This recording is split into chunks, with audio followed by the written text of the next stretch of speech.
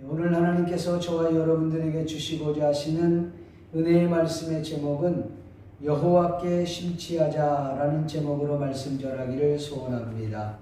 이 말씀을 읽고 듣고 보는 가운데 성령 하나님의 폭포수와 같은 은혜가 저와 여러분들 심령 가운데 넘쳐날 수 있기를 존귀하신 예수님의 이름으로 간절히 축원드립니다.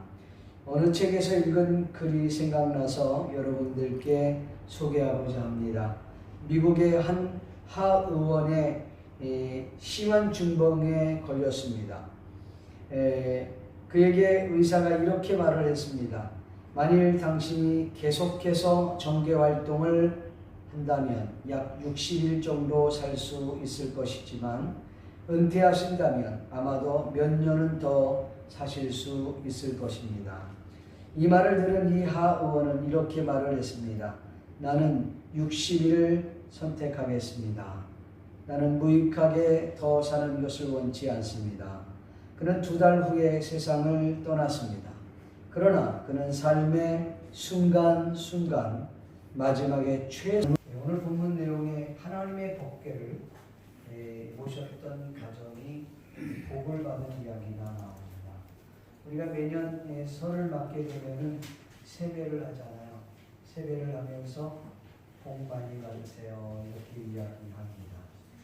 주로 건강의 복, 물질의 복, 권력, 명예 이와 같은 구체적인 것들을 많이 누리라 그런 의미의 뜻을 담고 있습니다. 구약의 복은 대체적으로 이와 같은 복들을 말하고 있는 것입니다. 그러나 예수님의 팔복을 보게 되면 예수님의 팔복은 사뭇 다릅니다. 소유의 복이 아니라 존재의 복 내지는 성품의 복에 대해서 말하고 있습니다. 복 이전에 복 받은 사람이 되라 이런 말이 있잖아요. 오늘 저와 여러분이 복 받는 사람이 되기를 바라고 복 받기 전에 복 받을 사람이 되시기를 축복합니다.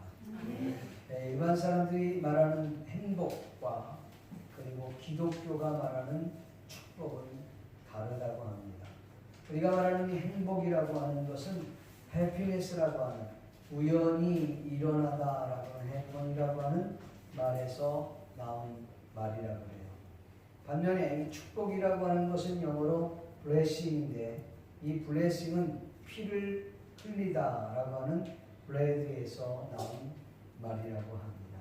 그러니까 축복은 우연히 주어지는 것이 아니라 대가에 의해서 지불된다라고 보는 것이죠. 이 축복을 원한다면 희생적인 대가를 생각하지 않는다면 우리는 요행을 바라는 사람들과 별과 다를 바가 없는 것입니다. 우리가 받는 축복은 예수 그리스도의 십자가의 희생이 있었기 때문에 저와 여러분이 그 복을 받게 되는 줄로 믿습니다. 행복보다는 축복을 구하시는 여러분이 되기를 바라고 소유의 축복도 중요하지만 성품의 축복을 존재의 축복을 누리시는 성도님들 되기를 주의 이름으로 축복합니다. 오벳에돔, 이 오벳에돔은 하나님의 궤를 모심으로 인하여 하나님께서 그 가정에 모든 소유의 복을 주셨다라고 성경은 말하고 있습니다. 앞전에 한 주 건너서 설교를 해서 여러분 조금 잊어버릴 수 있는데 하나님의 법궤를 모셔오는 사역을 다윗은 자신이 왕이 되어서 첫 번째 공식적인 사역으로 했습니다. 그래서 하나님의 법궤를 모시고 오는데 이 법궤가 그 나곤이라고 하는 타작마당에서 소가 뛰면서 법궤가 땅에 떨어질 위기에 있을 때 우사가 그것을 잡았습니다. 그걸 붙잡았다가 결국은 그 자리에서 우사가 죽고 말죠. 너무나도 다윗은 두렵고 떨려서 이렇게 두렵고 떨린 하나님의 법궤를 어떻게 다윗성으로 모셔오겠냐. 그리고 다윗성에 모셔오는 것을 꺼려해서 결국은 하나님의 복궤는 다른 곳에 간 이게 오벳에돔의 집에 머물게 되었어요. 한 3개월 동안 그곳에 머물렀는데 어떤 사람이 와서 다윗에게 전달해 주기를 3개월 동안 머무는 동안 하나님께서 오벳에돔의 집에 그 모든 소유의 복을 주셨습니다. 그 얘기를 듣고는 다윗이 다시 용기를 내어서 하나님의 복궤를 다시 다윗성으로 모셔드리는 일을 하게 되는 것이죠. 그런데 오늘 성경에 보니까 이 오벳에돔이 하나님의 복궤를 하나님의 궤를 모심으로 인하여 복을 받았다. 그렇게 말하면서 3개월간 모시는데 그 오벳에돔이 희생이 있었다는 것을 말합니다. 여러분 한번 생각해 보십시오. 우사가 하나님의 법궤를 붙잡았다가 하나님과 충돌함으로 말미암아 그 자리에서 죽었단 말이죠. 그것을 모든 이들이 다 알고 있는 것입니다. 그 자리에 참여했던 여러분 군사뿐만 아니라 2만여 넘는 3만 명이 넘는 사람들이 다 보고 있었고 하나님의 법궤가 움직여지는데 그 이스라엘 백성들이 와서 보지 않았겠습니까? 얼마나 많은 사람들이 그걸 봤겠습니까? 보는 광경, 그 현장에서 우사는 그 자리에서 죽었던 거예요. 그러니까 다윗이 두려워서 모셔오기를 두려워했던 것이죠. 여러분 한번 생각해 보세요. 그러면 이 법궤를 다윗도 모셔오는 걸 두려워했는데 다른 사람들이 그것을 모셔가는 것을 원했겠습니까? 아니 오벳에돔이 하나님의 법궤를 자신이 자발적으로 우리 집으로 모셔갔으면 좋겠습니다 라고 말을 했겠느냐는 거죠. 그렇지 않았습니다. 너무나도 두렵기 때문에 이거는 아니다. 다들 그렇게 생각했겠죠. 그런데 어떻게 이 오벳에돔의 집으로 이 하나님의 궤가 들어가게 되는지 자세히 나오지 않습니다. 분명히 자발적인 건 아니겠지만 강압적으로 어떤 권력의 힘에 의해서 그렇게 옮겨졌을지도 모른다고 우리는 생각할 수 있어요.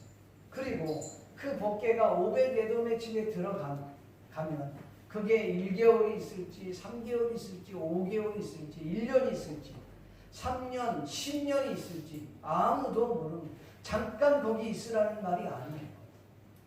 그러니까 기약도 없이 가는 거니까 한번 코를 끼면 어떻게 해요? 그 평생 가는 거예요.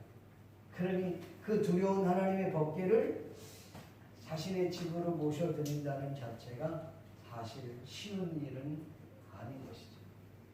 그러니까 아마도 권력에 의해서 강압적으로 갔었을 수도 있다는 것이죠. 여러분 만약에 그 집에 들어갔는데 잘못하다가 뭐 축복은 고사하고 잘못 어떻게 섬기다가 우사처럼 그 자리에서 죽을 수 있는 저주를 받을 수 있는 그런 상황인데 누가 그것을 원했겠느냐는 것이죠. 어쨌든 오벳에돔의 집에 하나님의 법궤가 들어갔는데 3개월 동안 모시고 있는 그 사이에 하나님께서 오벳에돔의 집에 큰 복을 주셨는데 그냥 복이 아니라 그 모든 소유의 복을 주십니다. 그러니까 당시에는 소, 양, 뭐 나귀, 뭐 밭, 농사 뭐 할 것 없이 있잖아요. 모든 소유의 그런 가정의 모든 크고 작은 일에 하나님께서 복의 복을 주셨다는 것이죠. 오벳에돔은 하나님의 궤를 아마 정성껏 섬겼을 것으로 우리는 추측을 합니다. 두렵고 떨리는 마음으로 경외하는 심정으로 하나님의 궤를 섬겼을 것으로 추측할 수 있습니다. 그런데 여기 중요한 것은 성경에서는 이 오벳에돔이 하나님의 궤를 어떻게 섬겼는지 어떻게 섬겼기에 이 복을 받았는지에 대한 이야기가 언급되어 있지 않습니다. 단지 복을 받은 이야기를 쓰고 있다는 것이죠. 오벳 에돔의 집에 하나님의 괴가 들어가 있었기 때문에 복을 받았다. 그러니까 오벳 에돔이 또 다른 어떤 액션을 취해서 섬겼다 이걸 말하려고 하는 게 아니라 오늘 본문에는 그 하나님의 괴가 하나님께서 그 오벳 에돔의 집에 함께 계셨다고 하는 그 이유만으로도 복을 받았다고 하는 것을 우리에게 시사해주고 있다는 것이죠. 여러분, 이런 경우가 성경에 여러 곳에 나오지만 우리가 너무 잘 알고 있는 요셉의 경우를 우리는 알 수 있습니다. 요셉은 형들의 미움을 받아서 결국은 팔려가는 신세가 됐고 노예의 신세가 되어버렸습니다. 그런데 그게 어디를 갔냐면 애굽으로 내려갔습니다. 노예 시장에서 요셉을 파는데 마침 요셉이 보디발의 가정에 노예로 들어가게 된 것입니다. 그런데 노예로 들어갔던 이 요셉이 보디발의 집에 들어간 날부터, 아니 그곳에 들어가서 이 보디발이 모든 일들을 요셉에게 주관하게 한 그때부터 하나님이 보디발의 가정에 복을 주셨다. 근데 복을 주셨는데 어떻게 복을 줬냐? 그러니까 여호와께서 요셉과 함께 하신 거예요. 여호와께서 요셉을 위하여 그 가정에 그 모든 소유의 복을 주셨다고 성경은 말씀하고 있습니다. 그러니까 이 보디발의 집은 요셉으로 인하여 복을 받았다고 하는 것입니다. 요셉 때문에 복을 받은 것입니다. 성경 창세기 39장 5절에 보면 그가 요셉에게 자기의 집과, 그가 누구예요? 보디발이 요셉에게 자기의 집과 그의 모든 소유물을 주관하게 한 때부터 여호와께서 요셉을 위하여 그 애굽 사람의 집에 복을 내리십니다. 여호와의 복이 그의 집과 밭에 있는 모든 소유에 미치니. 할렐루야. 참 놀랍지 않아요? 여러분, 옛말에 이런 말이 있습니다. 복덩어리가 굴러왔다 이런 말을 하잖아요. 각 가정에서 한 며느리가 들어왔는데 그 며느리가 들어오면서 가정의 분위기가 바뀌고 대소사하는 일들이 막 잘 풀리고 그러면 어른들이 하는 말, 야 우리 집에 복덩어리가 들어왔어 이렇게 이야기합니다. 회사에서도 회사가 그냥 그만하고 다 쓰러져 가는 급반에 사원 한 명 들여놨더니 그 사원이 들어와서 매출이 올라가고 그 사원이 냈던 그 아이디어 때문에 그렇게 힘들었던 회사가 갑작스럽게 상장 회사로 탈바꿈하더니 엄청나게 성장을 하는 거죠.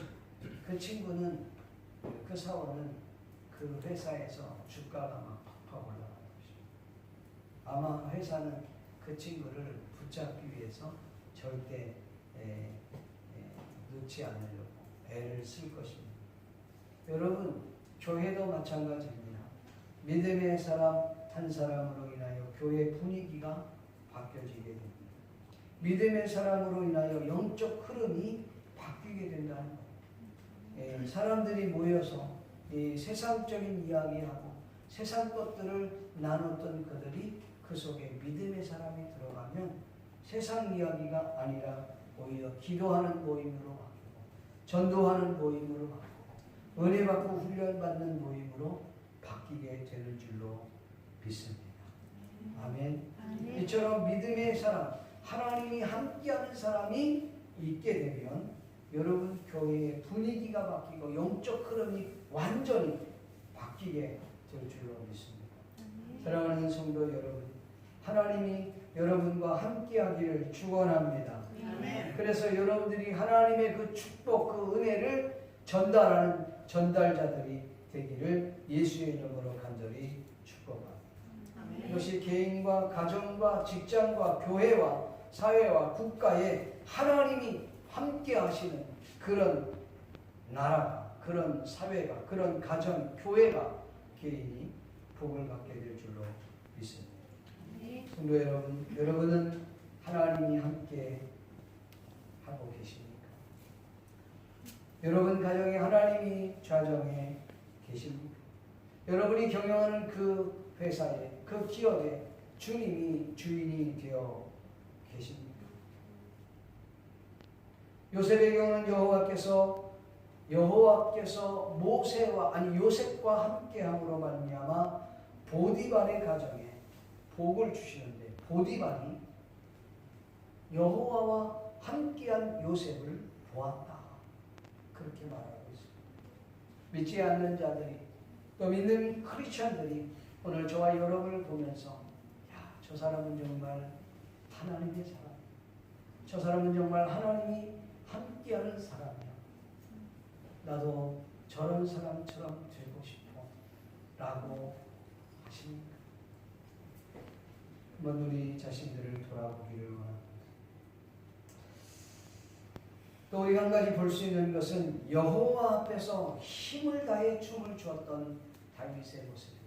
하나님의 법궤가 멈췄어요. 오벳에돔의 집에서 멈춰있다가 그 가정에 복이 임했다는 소식을 듣고 난 후에 다시 하나님의 법궤를 다윗성으로 모셔올 때 다윗이 그 여호와의 궤 앞에서 그가 힘을 다해 춤을 추었다라고 하는 것입니다. 여러분, 힘을 다해 춤을 췄다고 하는 의미가 뭘까요?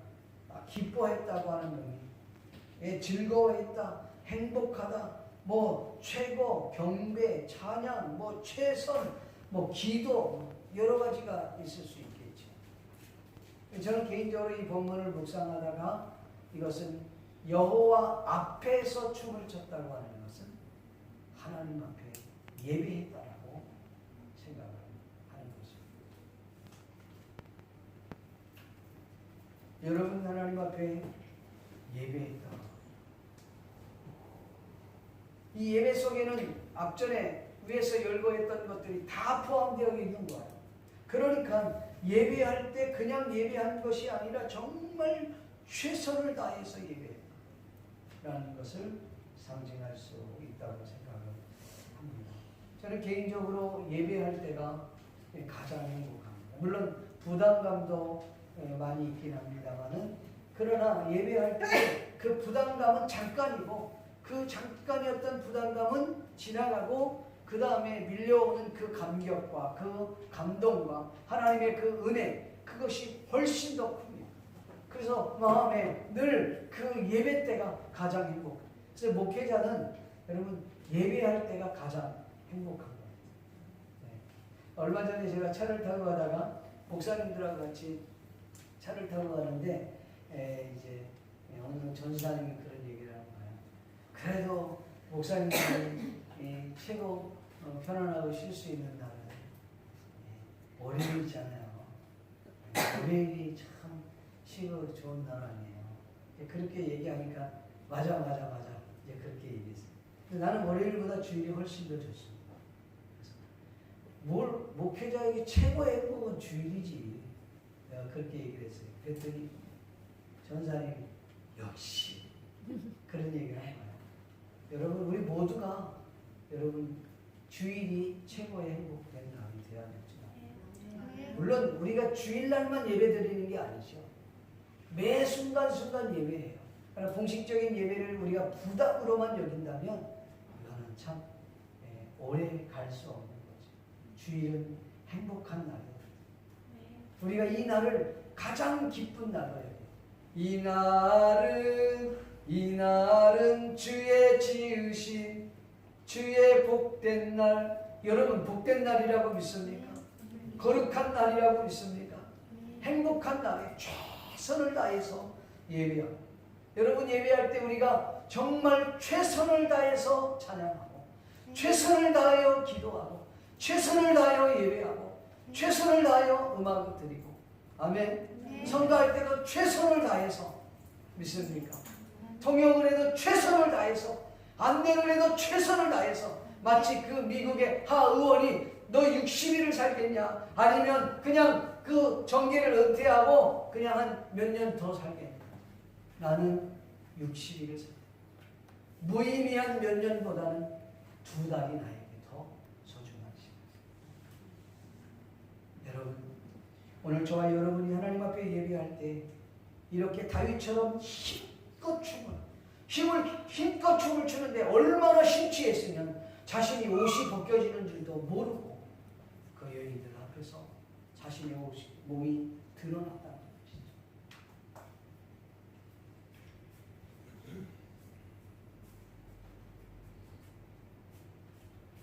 여러분, 우리가 이렇게 예배하는 것을 주님이 기뻐하실 줄로 믿습니다.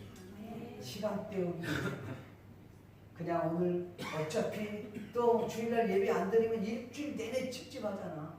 그러니까 한번 잠깐 가서 그냥 얼굴 내밀고 간 그런 예배 말고 주님 예배 받지 않습니다. 그런 예배를 추구하는 예배당은 없어지는 게 훨씬 더 낫습니다. 말씀을 전하는 부족한 종도 오늘 설교할 때 저에게 마지막 설교라고 생각하고 설교할 때가 참 많습니다. 그런 마음을 가지고 오늘이 나에게 마지막 설교다. 그런 마음을 가지고 매사 설교를 준비하고 그렇게 설교하려고 했습니다. 그렇기 때문에 매주 설교할 때마다 사실 그 설교는 물론 대중인 여러분들에게 설교하지만 사실은 개인인 저에게 설교할 때가 훨씬 더 많습니다. 아니 거의 다 목사인 저한테 주일의 교수인 저한테 설교하는 거지 실질적으로 개개인 누구에게 맞춰서 설교할 수가 없어요. 설교할 수도 없을 뿐더러 오늘날 저와 여러분들이 하나님 앞에 섰을 때 설교하는 자, 찬양을 하는 자, 예배를 드리는 자, 안대를 드리는 반주를 하는 사람들 여러분 앞에서 찬양을 인도하는 사람 우리 하나님의 성가를 드리는 통역을 하든 뭐 찬양 운행을 하든 뭘 하든지 간에 내게 주어진 일에 최선을 다하는 것이죠. 믿습니까? 하나님께 완전히 심취해버리는 거예요. 찬양할 때 그냥 찬양하지 말고 그 음률과 함께 여러분 그 가사에 심취해 보십시오. 은혜가 배가 더할 줄로 믿습니다. 믿습니까? 억지로 하는 그런 예배 말고 오늘 하나님 법궤 앞에서 하나님의 궤 앞에서 다윗의 모습을 한번 생각해 보세요. 그가요 얼마나 심취했는지 옷이 다 벗겨져요. 바지가 내려간 건지 아니면 너무 춤을 추다 보니까 배꼽이 요새 배꼽티가 유행이나 봐요. 제가 이번 주간에 배꼽티 입은 사람을 여러 번 봤습니다. 아 이게 새롭게 또 오는구나. 여러분 웬만하면 배꼽티 버리지 말고 갖고 계시면 확실하게 돌아오면 입으시면 좋겠어요. 네. 제가 벌써 한 17, 8년 됐는데 그때 그게 배꼽티가 유행했었거든요. 제가 고베에 있을 때 있어요. 고베에 집사님인데 난 잊어버리지도 않아. 그분이 그런 얘기를 할 줄 꿈에 드서는 주일날 예배했는데 진짜 배꼽티가 나오게 이렇게 입는 거예요. 몸에 자신이 있으니까 똥배가 나오면 못 입지. 근데 이렇게 딱 아주 몸이 아주 날씬하신 분이에요. 우리 경진장님처럼 진짜 날씬한 분. 근데 배꼽을 딱 들어보고 예배에서 이렇게 오시는 거야. 예배 마치고 나서 집사님 불러 집사님 배꼽티는 아닌 것 같은데 주일날 주신하게 좀 입었으면 좋겠어요. 그분이 선교사님 주님은 중심을 보세요. 주님은 중심을 보지 배꼽을 보시지는 않아요.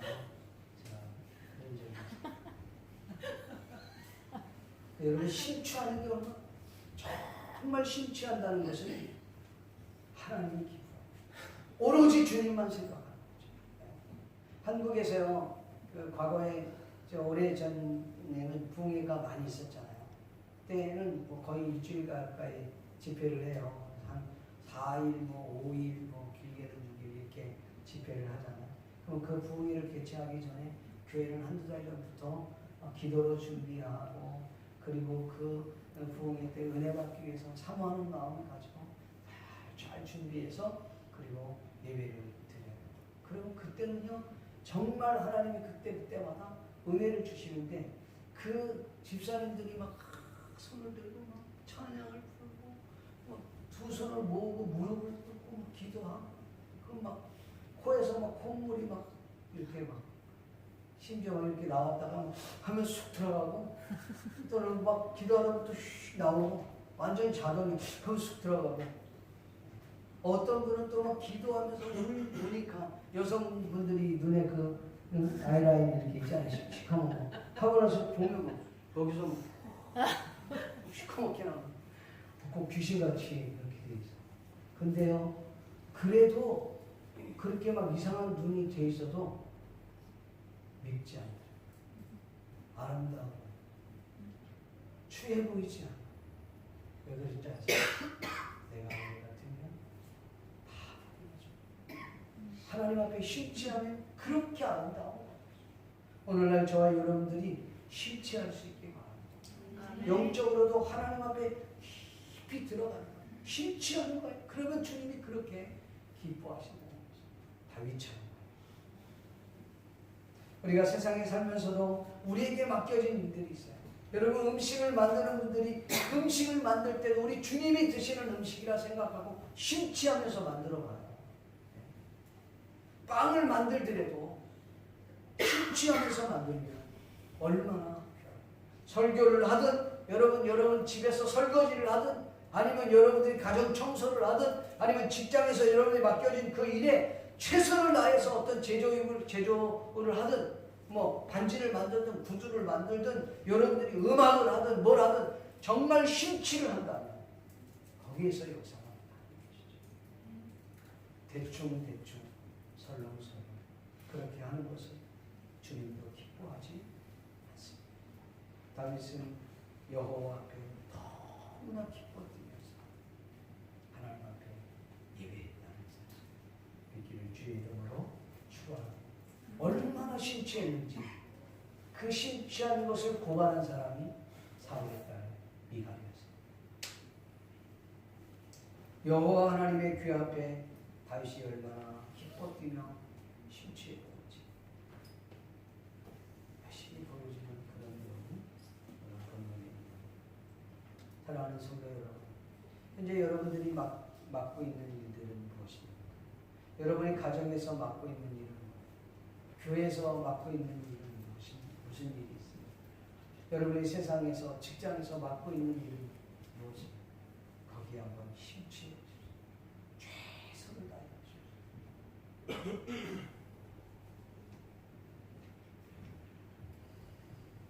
자, 다윗의 신앙 고백을 업신여겼던 미갈의 모습을 한번 생각해 보려고 해요.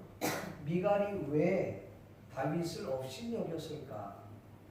우리가 흔히 딱 생각하면 다윗이 하나님의 궤 앞에 궤가 들어올 때에 왕의 채통을 지키지 않고 철부지같이 어린아이같이 행동했기 때문이다. 또 여자들 앞에서 자신의 몸을 드러내면서까지 춤을 췄던 이 철부지 같은 행동, 그 도저히 미갈은 이해할 수가 없었던 거예요. 왜냐하면 미갈은 평생 살면서 권위주의에 사로잡혔던 사울에게 보고 배운 것들이 많습니다. 다윗과 같은 그런 모습을 단 한 번도 본 적이 없었어요. 그리고 사울의 경우는 법궤에 대한 이야기를 단 한 번도 얘기한 적이 없어요. 그러니까 이 미갈은 오히려 하나님의 성전, 하나님의 법궤, 하나님의 제사 이런 데 별로 관심이 없었던 것입니다. 그리고 이 왕이 주책맞게 그렇게 행동하는 그 자체를 도저히 용납할 수 없고 이해할 수 없었던 거예요. 그러니까 그런 점에서 봤을 때 이 미갈은 아버지의 영향을 아주 많이 받았을 것으로 추측할 수 있어요. 이런 것을 미뤄볼 때 미갈 역시 신앙적으로 봤을 때는 그다지 신앙이 있었던 사람이 아니었을 것을 우리가 추측할 수 있습니다. 여러분 본문 16절 말씀을 한번 읽어봅시다. 같이 한번 읽어봐요. 시작. 여호와의 궤가 다윗 성으로 들어오리에 사울의 딸 미갈이 참으로 되었다. 다윗의 왕이 여호와 앞에서 떼내며 춤추는 것을 보고 심중에 그를 업신여기니라 했습니다.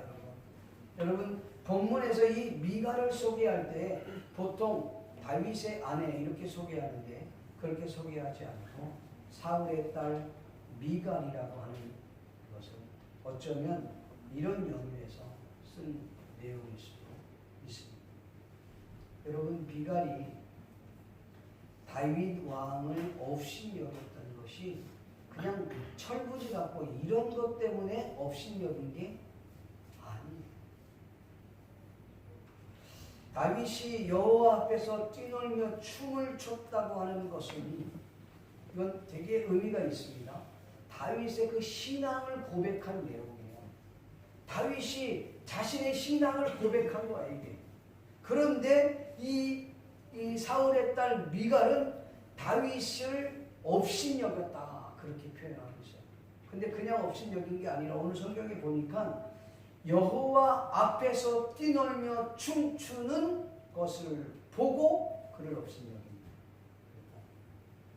철부지 같은 그런 행동이 아니라 여호와 앞에서 춤추고 있는, 그러니까 여호와 앞에서 자신의 신앙을 고백하고 예배하고 있는 이 다윗을 업신여겼다는 거예요. 대단히 중요한 부분이에요. 그러니까 많은 크리스찬들이 자칫 잘못하면 이와 같은 우를 범할 경우가 있습니다. 특히 자신이 믿음이 있다고 하는 이들이 함부로 남을 판단하거나 자신의 기준으로 재단하는 경우가 있음을 여러분 잊지 않기를 바랍니다. 상대방이 여호와 앞에 왜 그렇게 예배했는지 그 이유도 모르고 내 기준에서, 내 신앙의 기준에서 그걸 판단하고 재단을 해서는 안 된다는 것입니다.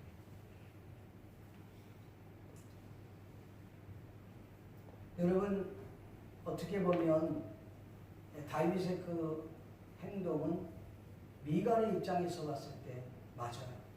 너무 유치한 거예요. 너무 채통을 지키지 않는 거예요.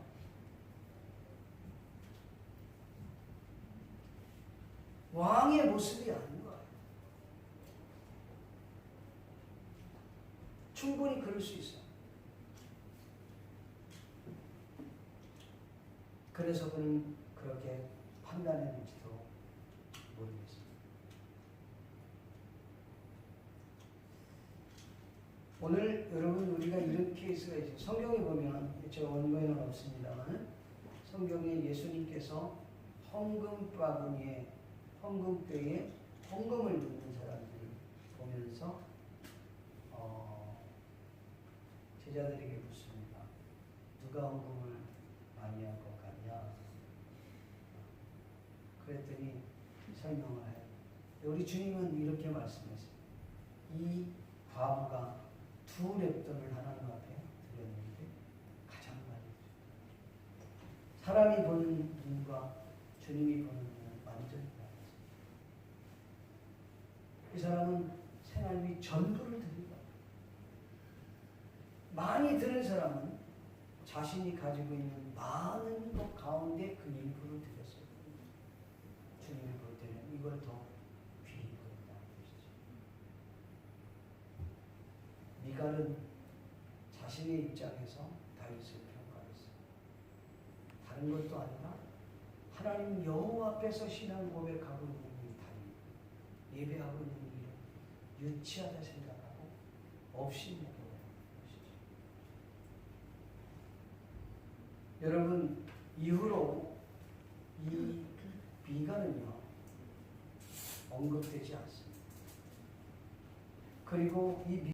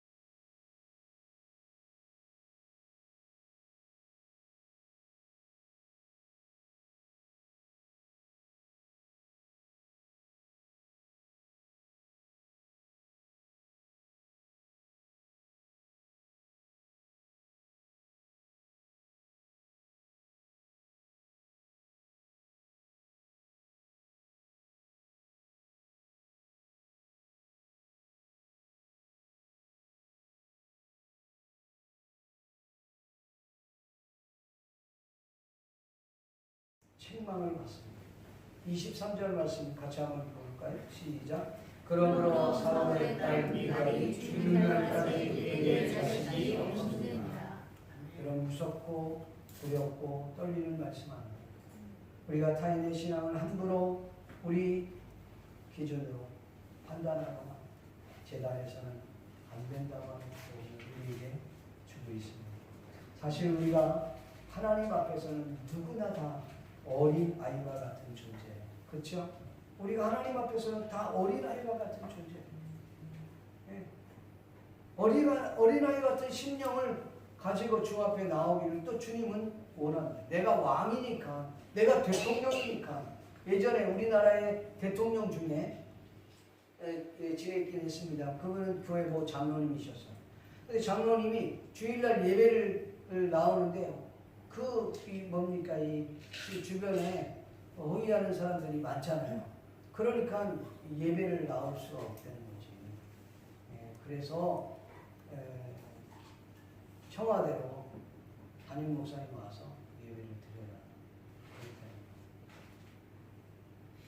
근데 그 담임 목사님 굉장히 강직하신 분이거든요. 안 갔어요. 그리고 이대 목사님이 그때부터 그분이 하십니다. 그리고 각계 훌륭하신 목사님들이라고 하는 유명하신 목사님들이 청와대 가서 예배를 돌아가면서 예배를 드렸어요.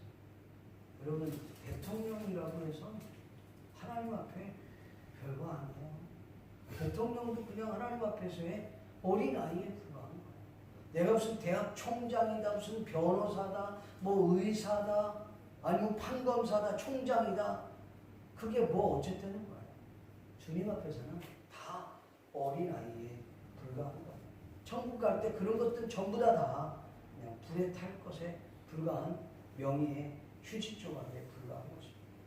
하나님 앞에 권위의식을 가지고 나오려고 한다면 하나님께서는 가장 먼저 우리들의 그 높고자 하는 그 권위의식부터 무너뜨리려고 하실 것입니다. 어린아이와 같은 심정으로 어린아이처럼 주님의 말씀을 액면 그대로 듣고 순종하겠다고 하는 마음으로 나온다. 우리 주님은 그것을 원하시고 기뻐할 줄로 믿습니다.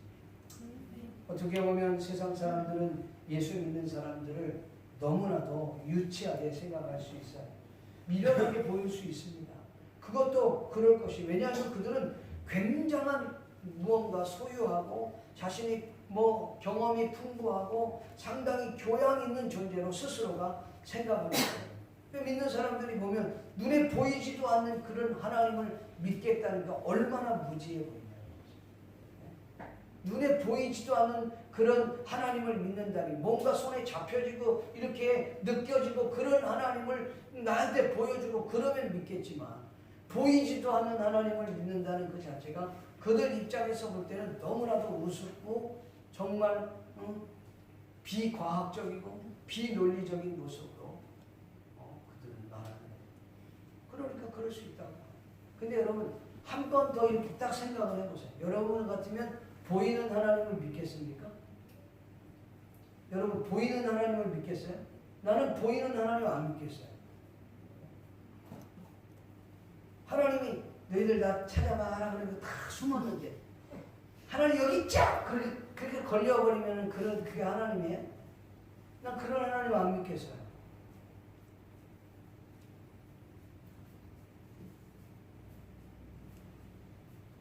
그러니까 어쩌면 이 사람들은 보이는 하나님을 추구하는지도 모르겠어요. 지난주에 강사님을 모시고 여기 카미나리몽을 잠깐 들리고 몇 군데를 들리면서 갔는데, 이렇게 보다 보니까 거기 카미나리몽 들어가는 그 바로 조그마한 데인데 거기에 그 부처상 같은 게 하나 있더라고요.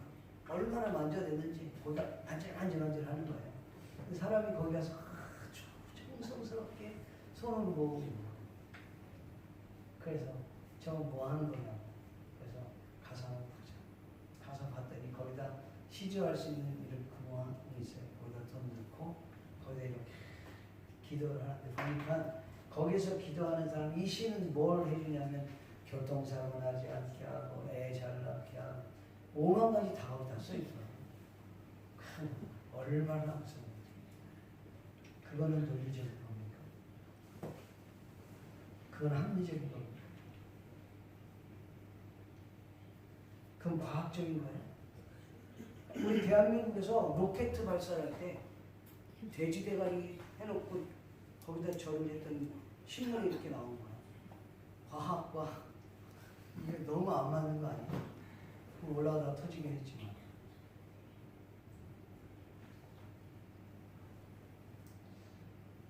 여러분, 그래서 성경은 이렇게 말씀하고 있어요. 고린도전서 1장 21절에 보면 하나님의 지혜에 있어서는 이 세상의 자기 지혜로 하나님을 알지 못하는 거로 하나님께서 전도에 미련한 것으로 믿는 자들을 구원하시기를 기뻐하죠. 우리 전도하는 게 얼마나 미련해요. 그런데 하나님 그걸 통해서 구원하셨어요. 세상 사람들은 미련해. 이 바보 같은 거. 야, 지금이 어느 시대인데 지금 저렇게 해가 구원을 받나? 여러분, 그럴 수 있을 수 있어요. 그러나 지금도 피켓 들고 천국, 천당, 지옥을 하는 사람들 때문에 어떤 이유? 예수님을 믿기도 해요. 내가 못하면 판단하지 마세요. 내가 안 한다고 재단하지 마십시오. 그게 전도에 오히려 더 방해가 된다. 네가 안 해서 전도가 안 되는 거지. 그 사람이 해서 방해되는 거야. 구원받을 사람들은 다 하나님 어떤 모양으로도 구원을 시키십니다. 사랑하는 성도 여러분, 타인의 신앙을 함부로 판단하거나 재단하지 맙시다. 그 사람은 그렇게 해야 할 이유가 분명히 있었을 것이고 있는 모습 그대로 그는 하나님 앞에 나아가는 것입니다. 하나님께서 그것을 받기를 원하는 겁니다. 현대인들은 나와 다르면 틀리다고 생각하는 경향이 있습니다.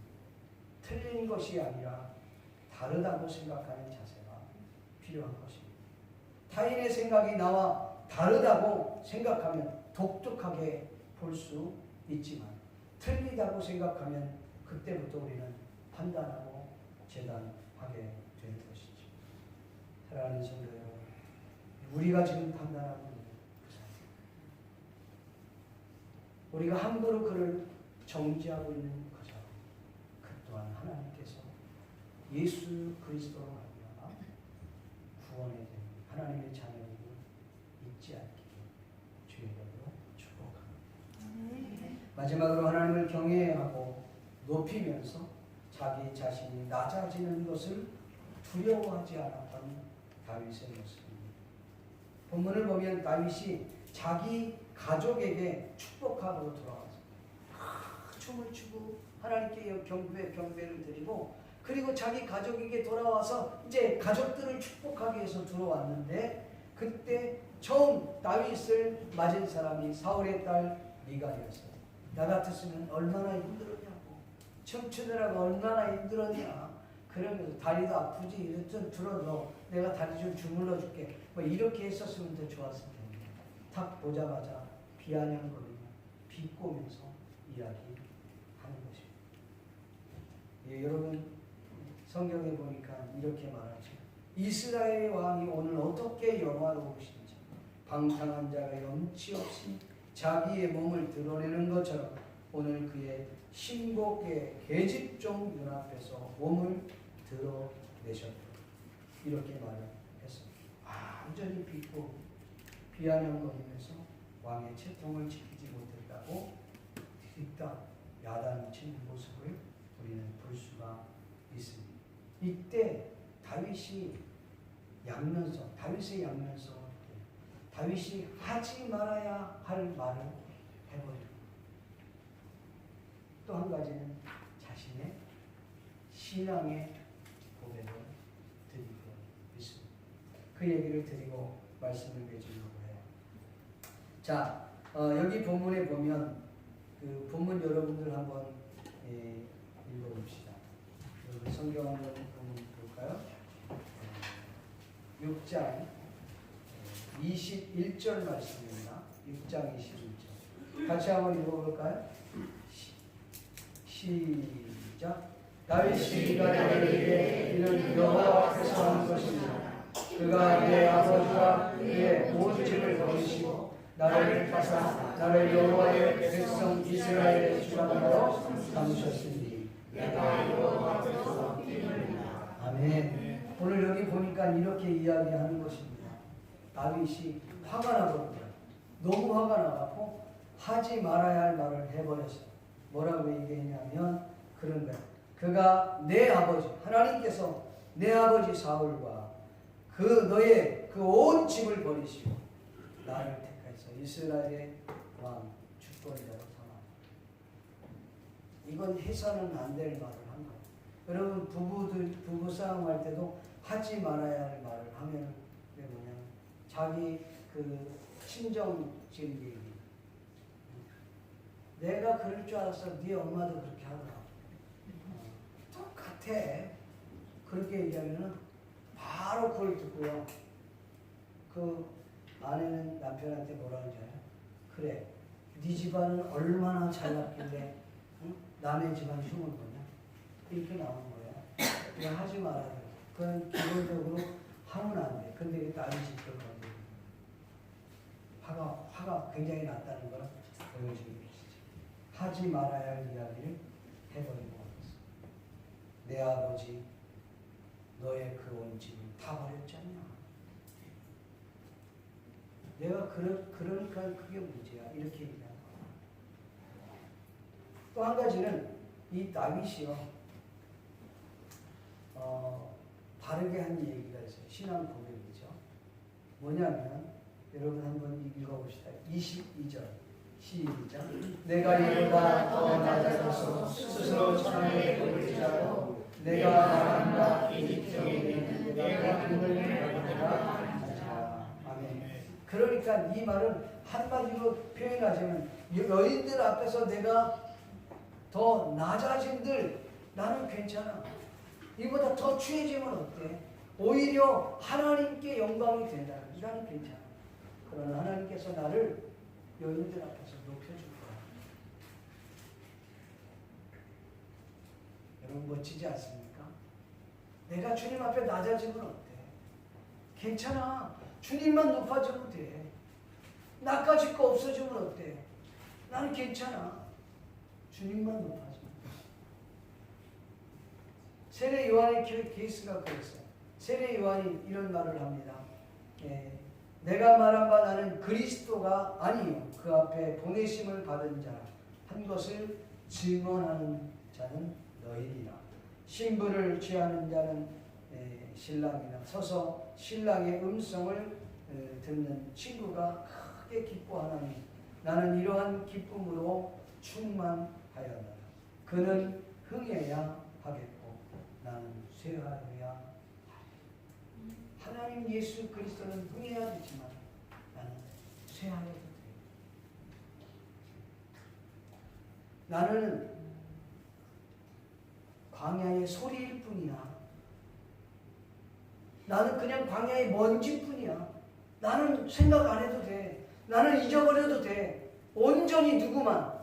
그리스도만 드러나면 돼. 예수님만 드러나면 돼. 하나님 영광만 드러나면 돼. 나까지 거 생각할 필요 없어.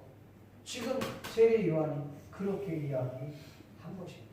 여러분 세례 요한이 그렇게 얘기했는데 예수님이 세례 요한을 어떻게 취급했는지 압니까? 그래 맞아. 네 말이 맞아. 그렇게 하신 것이 아니야. 오히려 예수님께서 이렇게 말씀합니다. 마태복음 11장 11절에는 내가 진실로 너희에게 말하는 여자가 낳은 자 중에 세례 요한보다 큰 이가 일어남이 없도다. 그러나 천국에서는 극히 작은 자 저보다 큰 할렐루야. 그러니까 예수님께서도 세례 요한을 높였어요. 내가 낮아지면 주님이 높아지는 거예요. 주님이 우리가 높아지면 주님은 낮아지게 돼 있어요. 여러분 오늘 저와 여러분이 낮아지기를 제 이름으로 축원합니다. 희소가 되면 우리가 희생이 되면 상대방이 높아지도록 주님이 높아지게 되는 줄로 믿습니다. 말씀 맺기를 소원합니다. 사랑하는 성도 여러분, 오벳에돔은 여호와의 궤를 모심으로 복을 받았던 사람이었습니다. 개인과 가정과 교회와 사회 그리고 이 국가가 여호와 하나님의 기독교 정신이 사로잡혀서 복을 누리기를 주의 이름으로 축원합니다. 여러분의 가정에 주님이 주인 되시기를 축원합니다. 또한 하나님 앞에서 최선을 다하는 다윗과 같은 신앙을 소유하기를 소원합니다. 뿐만 아니라 타인의 신앙을 함부로 판단하거나 재단하는 일이 없도록 우리가 주의합시다. 그 판단은 오직 여호와 하나님께 있음을 우리가 잊지 않아야 할 줄로 믿습니다. 우리가 판단하는 그 판단으로 오늘날 우리가 예수님 앞에서 판단받을 수 있음을 잊지 맙시다. 우리가 판단하는 그 사람, 그 또한 하나님의 핏값으로 세워진 하나님의 자녀임을 잊지 않는 저와 여러분이 되기를 바랍니다. 마지막으로 자신을 낮추며 할 말과 하지 말할 말을 구분하여서 사용하시는 우리 성산의 온 가족들이 다 될 수 있기를 주님의 이름으로 간절히 축원합니다. 기도하겠습니다. 이 시간 조용하게 말씀을 생각하시면서 한번 기도합시다. 여호와께 심취하기를 원합니다. 하나님의 복대를 보시며 복을 받았던 오벳에돔과 같이 여호와께서 함께하는 복을 받습니다. 여호와께 힘을 다하여 예배합시다. 찬양합시다. 우리의 신앙 고백이 타인에게 존경의 대상이 되기를 원합니다. 이 시간 말씀을 생각하며 조용하게 기도하는 시간이 되기를 원합니다. 기도하겠습니다. 살아계신 아버지 하나님, 은혜와 구속을 감사합니다. 여호와께 심취하기를 원합니다. 온전히 주님 앞에 쓰임받는 저희를 나눌 수 있도록 주여 도와주시옵소서. 아버지 하나님, 위한 시간을 기다려주시고 우리 하나님께서 도움을 주시고 성령으로 충만하시고 주여 도와주시옵소서.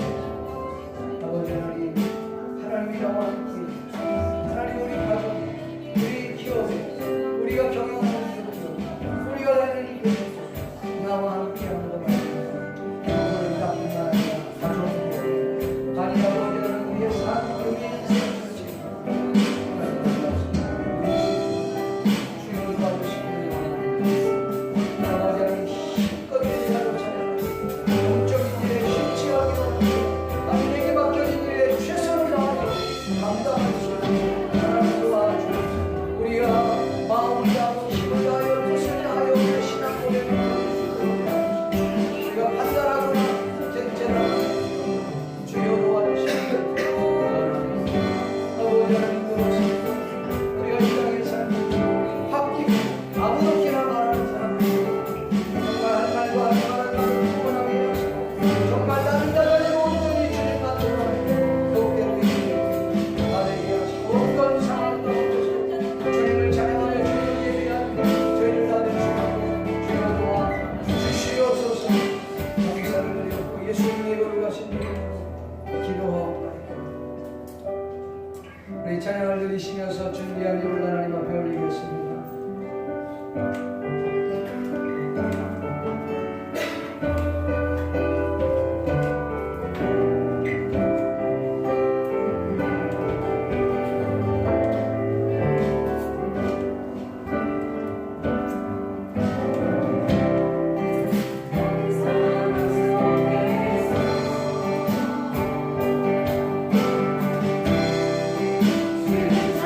찬양하기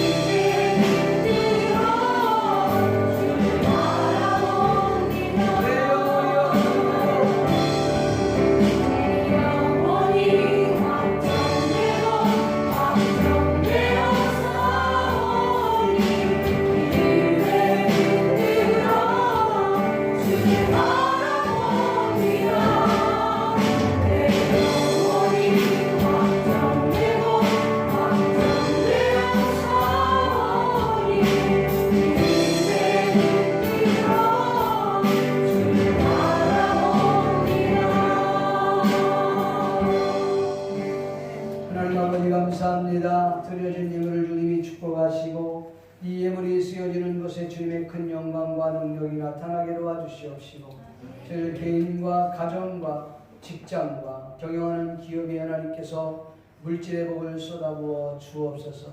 건강의 복을 허락하여 주옵소서. 영적인 복을 허락하여 주시옵소서. 이 땅에 사는 날 동안에 질병으로 인하여 고통당하지 않도록 하나님 도와주시고 자녀의 앞길을 주님이 책임져 주시고 하는 일마다 하나님께서 은혜 위에 은혜를 베풀어 주시기를 원합니다. 우리 하나님께서 함께 해주시기를 믿고 감사를 드리며 예수님의 이름으로 축복하며 이루옵나이다. 지금은 우리 주 예수 그리스도의 은혜와 하나님 아버지의 크신 사랑과 성령님의 강화 감동으로 교통하심이 오늘 이 자리에 모인 모든 하나님의 자녀들 머리 위에 지금부터 영원토록 함께 있을지어다. 아멘.